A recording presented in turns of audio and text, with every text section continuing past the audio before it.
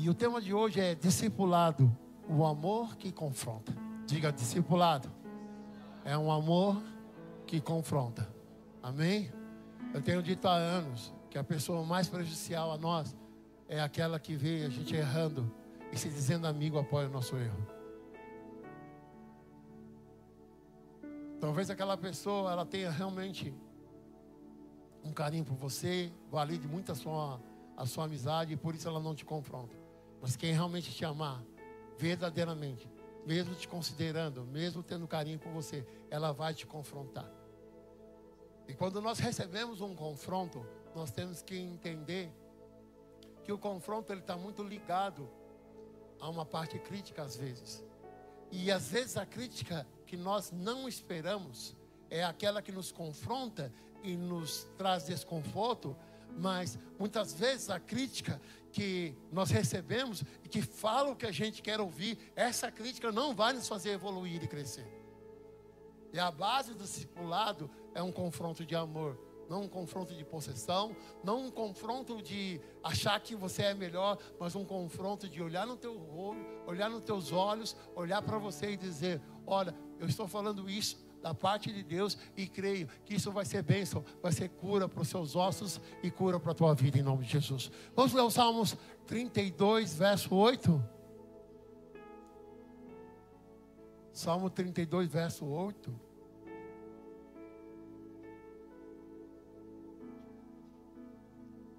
Não sei se essa água é minha. É minha?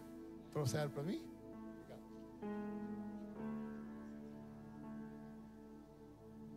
Salmos 32, verso 8. Preste bem atenção nesse texto. Um pouco mais para frente a gente vai falar qual é o contexto daquilo que está acontecendo, o que Deus vai falar e da onde vem essa história. Amém? Diz assim o Senhor a Davi: eu o instruirei e lhe ensinarei no caminho que você deve seguir. Eu o aconselharei e cuidarei de você. Que coisa linda, hein? Quem recebe? Diga: eu, diz o Senhor, ensinarei o caminho que você deve seguir. O aconselharei e cuidarei de você. Olha para o teu irmão, Senhor, a Bíblia diz que o sábio escuta conselho. Diga ao teu irmão assim: quem é o seu aconselhador? Diga: quem você se aconselha? Quem você ouve? Quem é o teu mentor? Quem é aquele que está acompanhando a sua vida e te fortalecendo? Vamos orar? Pai, em nome de Jesus, eu te agradeço por tua palavra. Ela não falha. Ela é viva, é eficaz e mais cortante do que qualquer espada alguma de 2 gumes. Ela é apta para discernir pensamentos e intenções do coração. E ela tem o poder de dividir juntas e medulas, alma e espírito. A tua palavra jamais falha. Ela é a verdade, ela é firmeza, ela é rocha, ela é água, ela é o poder e ela é o martelo que esmiuça a pedra. Senhor, fala ao nosso coração, abrimos o nosso coração nessa manhã, sairemos daqui transformados pelo poder da palavra, em nome de Jesus, amém. Pode se assentar. Eu vou ler um outro texto, mas vocês podem ficar assentados agora, que está em 2 Samuel, capítulo 12, e nós vamos ler. Eu gostaria que a gente lesse numa versão a NVI, para vocês entenderem o contexto do que está acontecendo aqui. Depois nós voltaremos no Salmo 32, verso a partir do 1, para vocês entenderem o contexto, né? Quando a gente lê esse texto, a primeira coisa que a gente imagina é que o profeta vai confrontar Davi, no sentido de realmente, desmascará-lo, né? Ou fazer qualquer... Fala: não, agora eu vou expor a sua vida, Davi, agora eu vou te mostrar quem você é. Então quando a gente às vezes olha isso, eu falo: olha, às vezes pode ser, às vezes a gente se comporta assim, porque a gente foi criado com a essência de Deus e a mentira é algo que nos incomoda. Nós não firmamos a nossa vida na mentira, porque nós conhecemos a verdade que liberta. Então quando há uma mentira e a gente vê alguém se mentindo, para os mais jovens, os falcianos aí,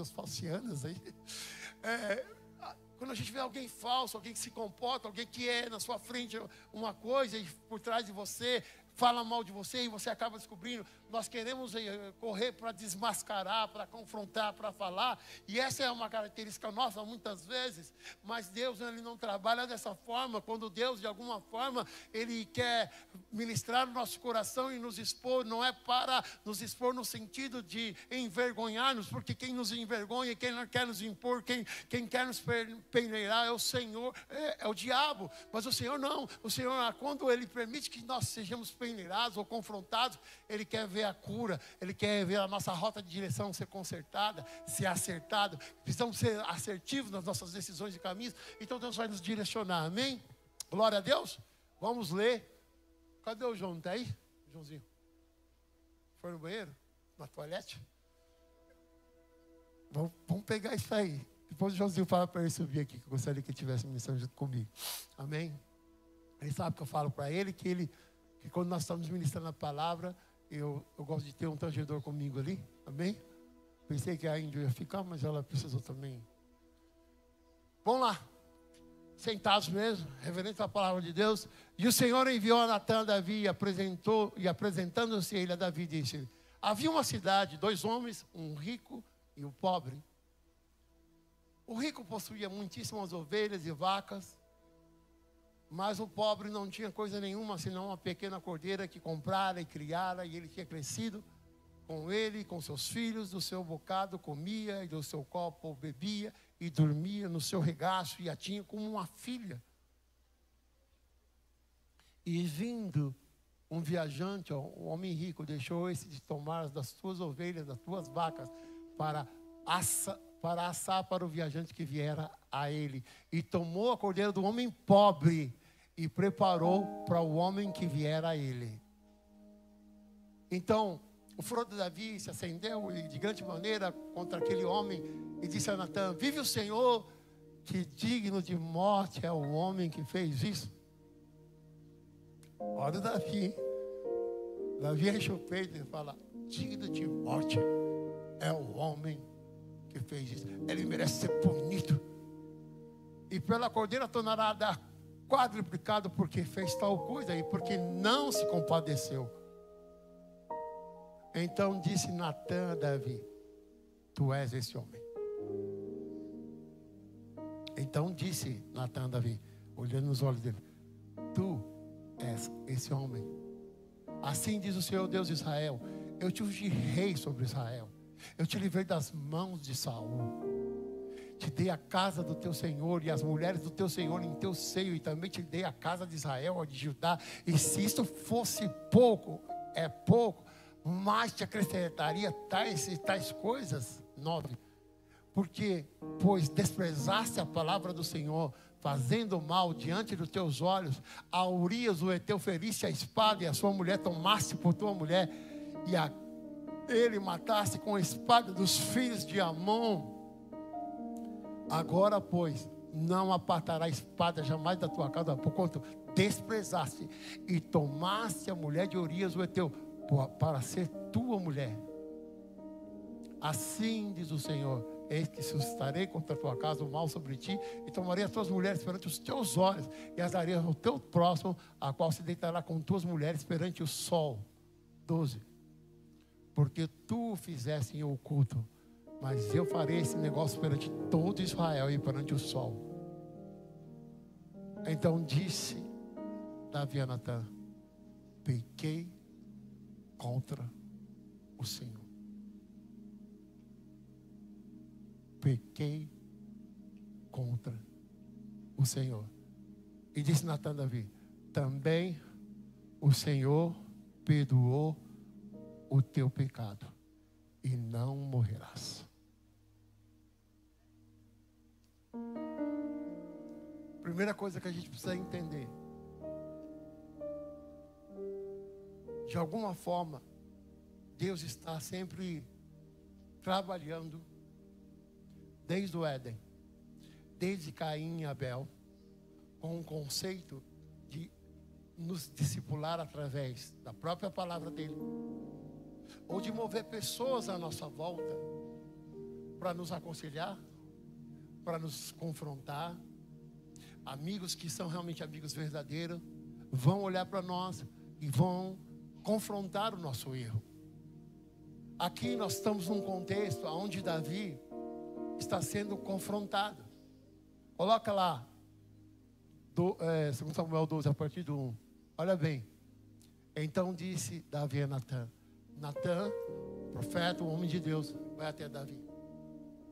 Para você entender o contexto, até para aqueles que leem, não têm o costume rotineiro da Bíblia, Davi propriamente não matou Urias, mas indiretamente matou Urias. Como é que ele fez? Davi fez o seguinte: Davi estava num tempo onde os reis tinham que sair para a guerra. Na porta, nas janelas do palácio, ele observa uma mulher que está se banhando. Ele deseja em seu coração aquela mulher. Ele manda trazer aquela mulher para o palácio. E aquela mulher também não mostra nenhuma resistência a Davi. Os dois se deitam. Ela trai o seu esposo que estava na guerra. E o seu marido volta da guerra. Só que aquela mulher, ela engravida. E como que ela ia engravidar naquele tempo, se o seu marido estava na guerra? Com certeza, isso ia acontecer, porque aquilo ia trazer oculto o pecado de Davi. Davi sempre foi um homem que trabalhou no oculto para que Deus honrasse no público. Só que o contrário também é verdade. Quando Davi, por exemplo, ele brigou com o leão, brigou com o urso por causa das ovelhas. Ele tinha um coração de pastor. Então, ele adorava o Senhor no oculto. Ele tinha uma vida intensa com Deus. Ele era chamado homem segundo o coração. Era um homem que no oculto ninguém sabia o que ele estava fazendo. Mas quando Deus quis um rei para Israel, Deus foi buscar um homem que tinha o coração de pastor, que pastoreava. É interessante que quando Davi assume o trono, ele perde o coração de pastor e quer buscar uma ovelha que não é dele. Então, onde está o coração do pastor daquele homem? Aonde está o coração que deveria respeitar a ovelhinha que não era dele? Davi perde o coração de pastor, perde o senso e direção de Deus, porque na época da guerra ele está no palácio, ele tinha que estar na guerra, e quando nós estamos no lugar errado, na hora errada, as coisas não vão bem. Mas você está no lugar certo, diga a pessoa, você está no lugar certo, diga na hora certa. Então Davi manda chamar aquela mulher, tem um adultério com ela. Quem é esse homem que tem o segundo coração de Deus, que cai? E não só cai, ele era um homem de guerra, um general, alguém que era líder. Ele sabia muito bem que a infantaria no exército é os primeiros que morrem. Quem é a infantaria? É aqueles que vão lá no chão lá brigar com arma, com fuzil, para enfrentar, e são os primeiros que morrem.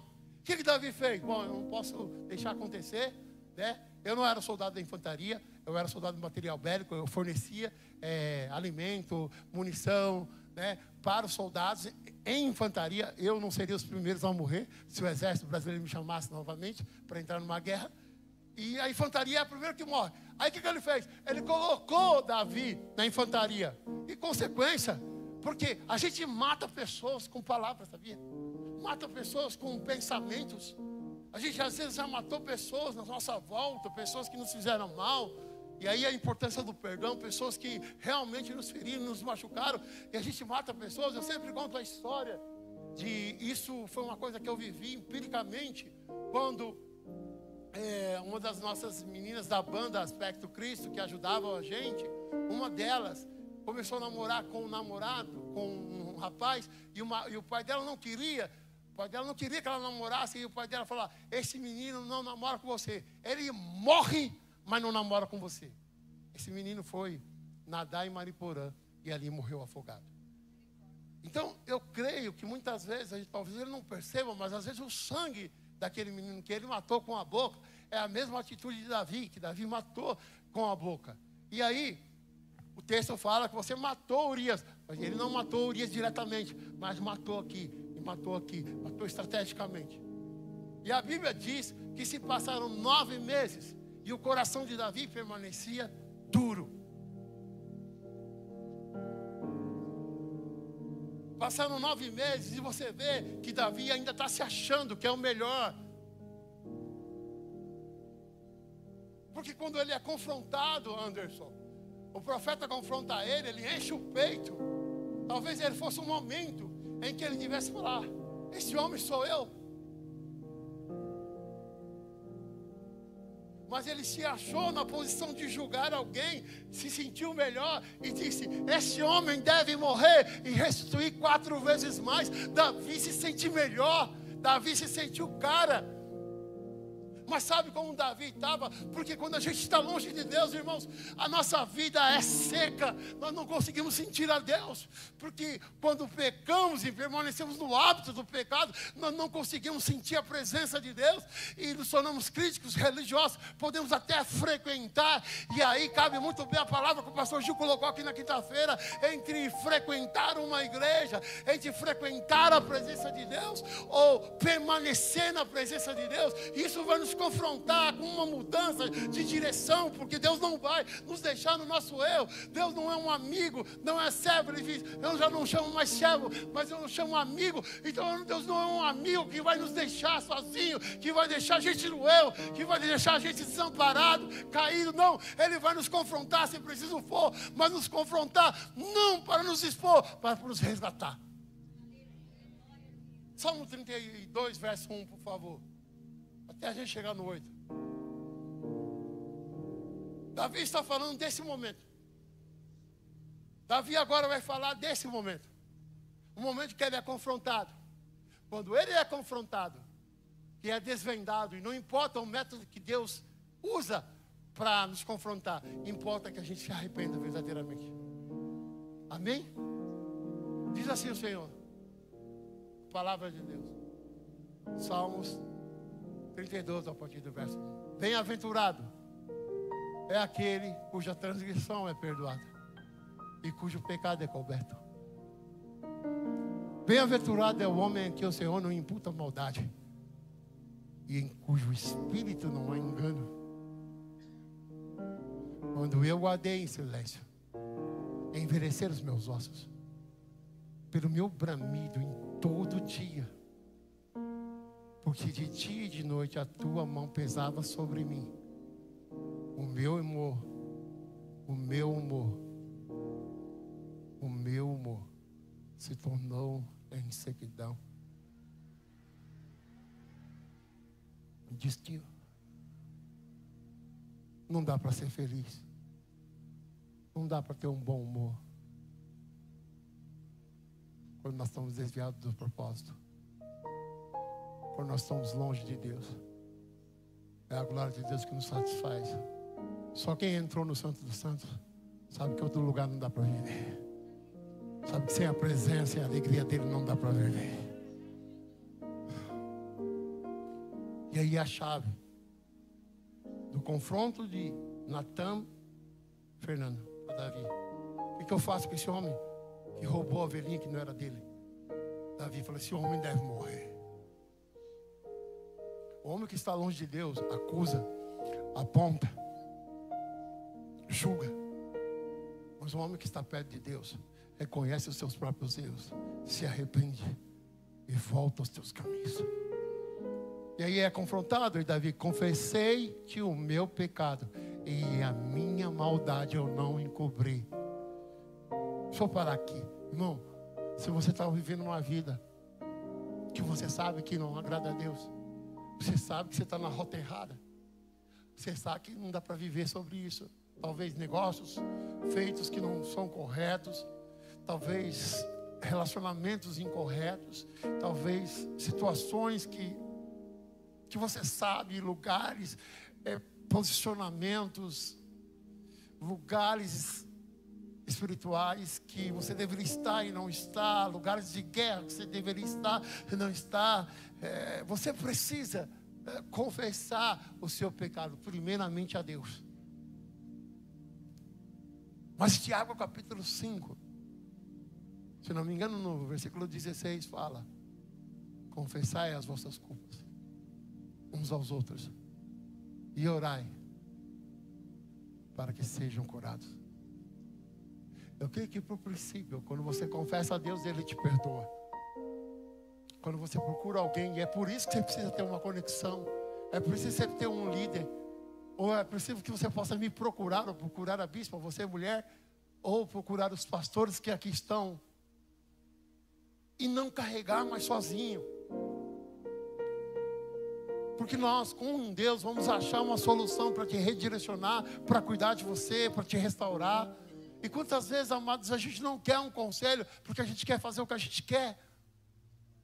A gente quer andar na rota que a gente quer. E o meu conselho é que você saia daqui com essa palavra. E no final eu vou te apresentar os líderes de conexão, para você procurar alguém e falar assim, não, eu gostaria de ir numa conexão, eu gostaria de ir numa célula, eu gostaria de ter alguém para me aconselhar, alguém que fosse de Deus para a sua vida, para a minha vida. E aí, ele diz, confessei a maldade do meu pecado e não encobri. Dizia eu, confessarei ao Senhor as minhas transgressões e tu perdoaste a maldade do meu pecado. 6. Por isso, todo aquele que é santo orará a ti, e há tempo de poder te achar. Irmãos, sem santidade a gente não encontra. Sem santidade a gente não encontra Deus. Às vezes, é no falhar, é no cair, é na decisão errada, é no lugar errado, é na tomada de decisão errada, que quando nós nos voltamos para Deus, nos arrependemos, nos reencontramos a Deus. Há tempo de poder te achar. Diga ao teu irmão assim, sempre há tempo para um coração arrependido de achar a Deus. Até o transbordar de muitas águas, elas não.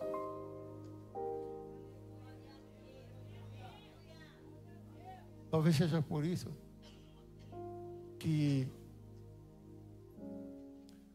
meu Deus me deu o nome do branco do cantor, que ele fala, que canta aí, que balou, como é que chama ele?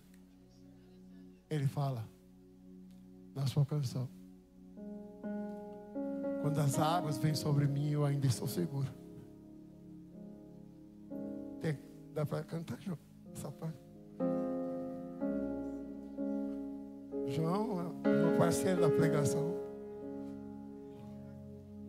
Tu és tudo que eu quero ser, tudo que eu quero ter. Tu és tudo que eu quero, tudo que eu quero ser. Como um selo em meu coração, tu és meu tesouro.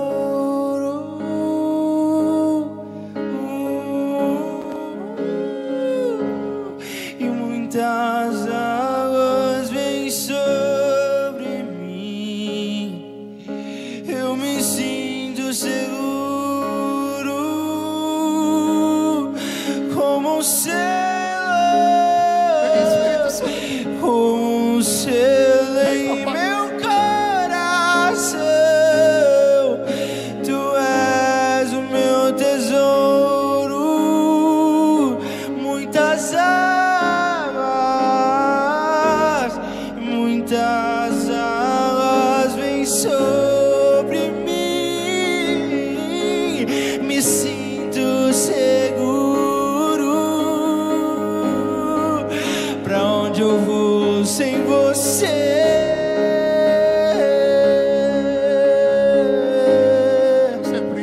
E não sobra nada sem teu grande amor. Tu sabes tudo que eu não sei.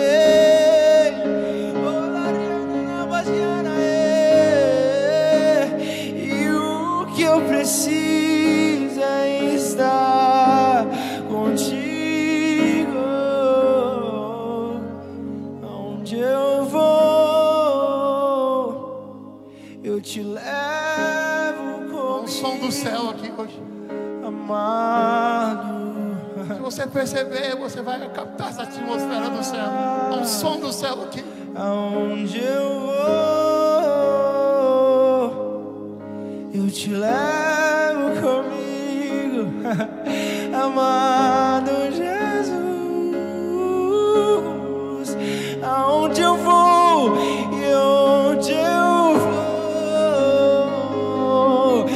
te levo, amado Jesus.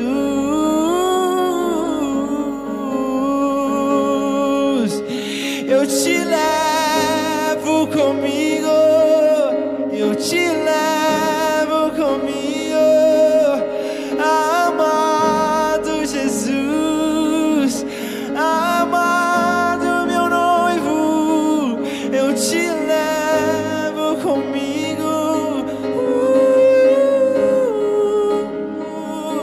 amado, amado Jesus. Glória a Deus. Quando as águas vierem sobre nós, na presença dele ainda estaremos seguros. Volta lá no texto onde Davi diz: confessei-te a minha culpa.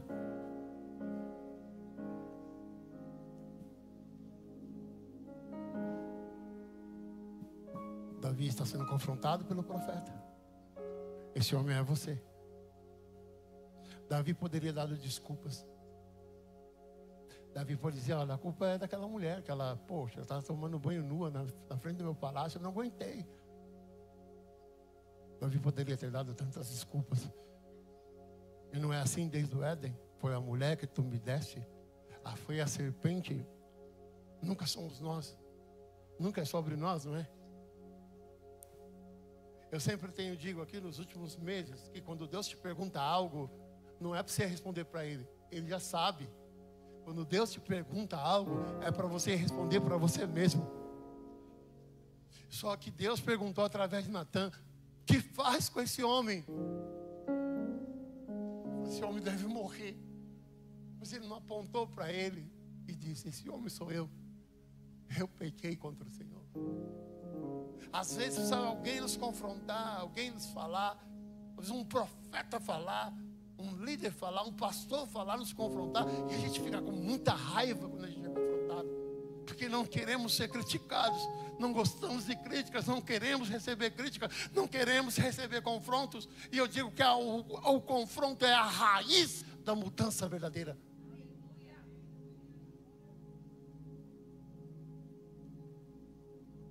E tu perdoaste a maldade do meu pecado. Vamos para o 6, vou ler rapidinho, eu estou terminando. Por isso todo aquele que é santo orará, há tempo de poder te achar e transbordar de muitas águas, estas não lhe chegarão. No 7, tu és o lugar em que eu me escondo. Tu me preservas da angústia. Tu me cinges de alegres cantos de livramento. Há um lugar onde o pecado não vai me encontrar. A gente já cantou essa música tantas vezes aqui. Há um lugar onde os sonhos não se frustram.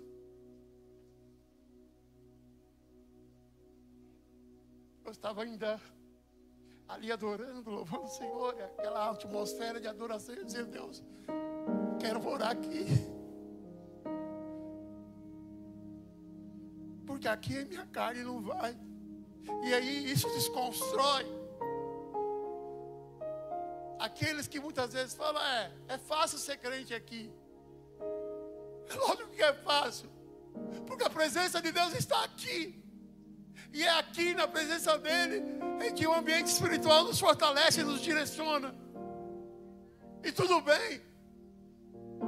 É por isso que eu preciso desejar a presença dele, a comunhão, expor minha palavra, porque é aqui, é na presença, não na igreja mais Fé Church, não na igreja tal, é na presença e na comunhão dos santos, na unidade dos santos, onde eu foco o meu pensamento, onde eu recebo de Deus um pleroma, a unção e o poder para continuar caminhando, apesar do homem falho, carnal, indigno que sou, eu ainda continuo caminhando, porque Ele em mim me transforma.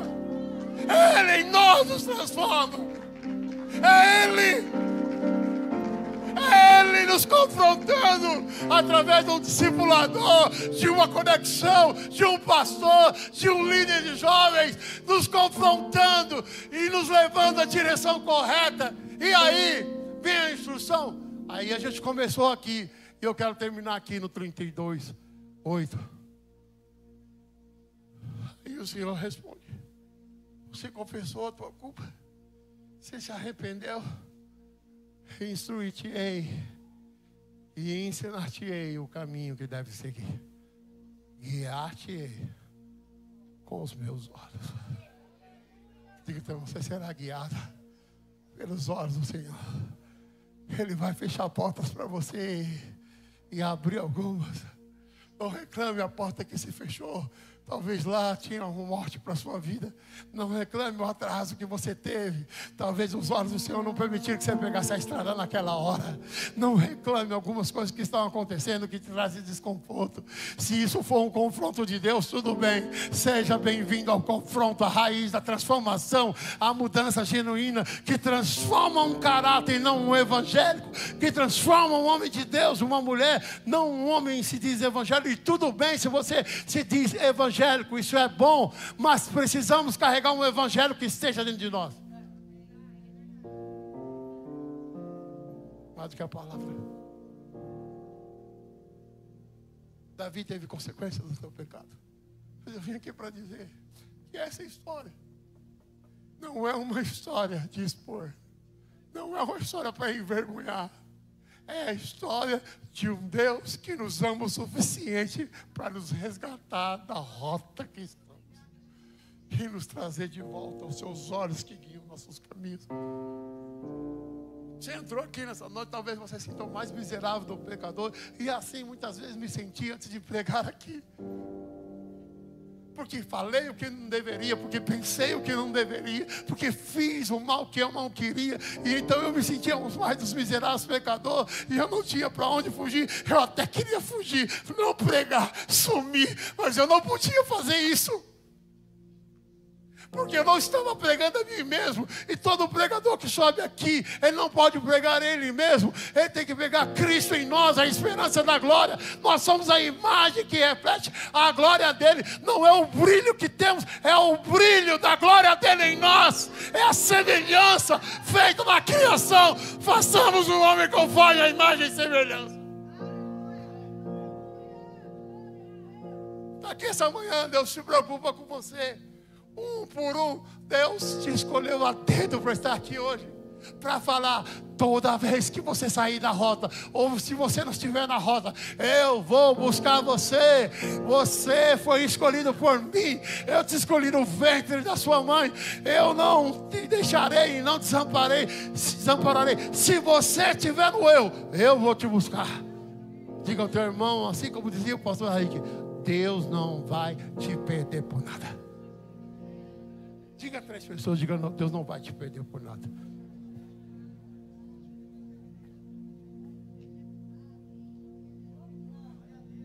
Fala aí, irmãos, quem nós somos nessa história.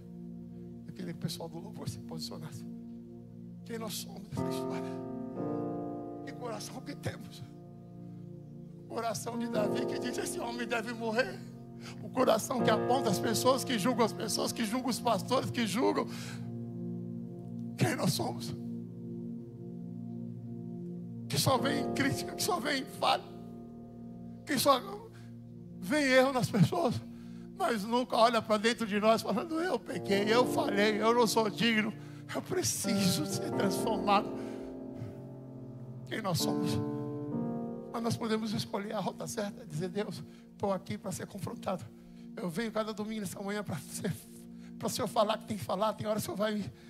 Tem hora que o Senhor vai passar a mão na minha cabeça, vai me pegar no colo, mas tem hora que o Senhor vai me confrontar, vai ser duro, vai deixar desconfortável, vou ter que apertar o cinto. Mas é nesses momentos onde às vezes alguém vai te dar uma crítica dura, e você vai falar assim: eu não falo mais com essa pessoa, eu não quero mais ela não é meu relacionamento, ela me critica. E aí você vai se aproximando daqueles que estão vendo você no erro e fazem uma crítica: não, mas você é o cara, você está crescendo, você está certo, você deveria mesmo pagar com a mesma moeda, não, você está certo, você devia se vingar mesmo, você está certo, você devia jogar a pedra mesmo. Agora é a hora de você se vingar, a hora de você bater no peito. As pessoas que fazem esse tipo de crítica, elas não são pessoas boas para nós, elas são prejudiciais a nós.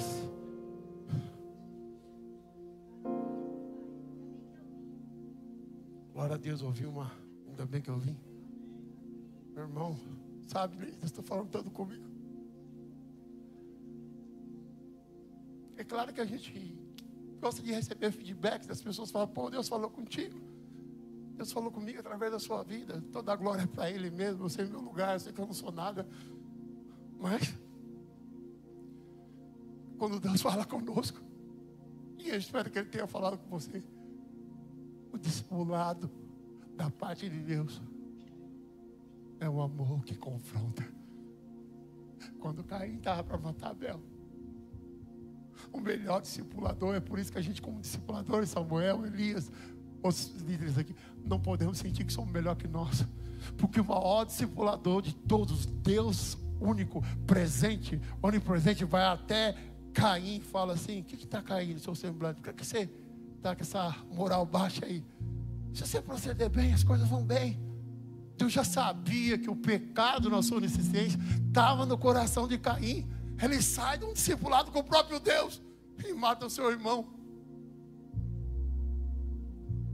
É o coração que não se abriu para a voz do próprio Deus. É o coração que, se não se abre para Deus, não vai se abrir para um pastor, não vai se abrir para um líder, não vai se abrir para um discipulador. Não tem horas, irmão, que nós estamos presos, precisamos ser libertos. Diga ao teu irmão assim: Deus não vai te deixar na prisão, porque você conheceu a verdade, e a verdade te liberta.